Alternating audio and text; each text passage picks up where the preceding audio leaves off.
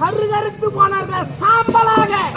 பாண்டம் வழிந்து விட்டார்கள் சாம்பலாக. அங்கே மழைகள் கொட்டி புல் முளைச்சதாம் அதிகமாக புல். அந்த இடத்துல புல்லு மலிச்சுதான். ஆடு மாடுகள் மேய்ந்து சொல்லுகிறார்கள். ஆடு மாடு போய் அந்த புல்லு மேய்ஞ்சிட்டுமே அந்த ஆடு மாடுகளே மாண்டு விட்டார்கள் என்று சொல்கிறார்கள். எப்ப அந்த ஆடு மாடு கூட செத்து போயிச்சான்.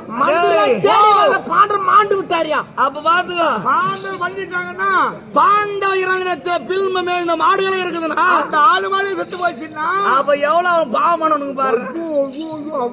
பாண்டவர்கள் வனத்திலும் கிடையாது. ஆமா, இன்னும் ஓராண்டு காலம் 6 மாதம் வர போவது போறது கிடையாது.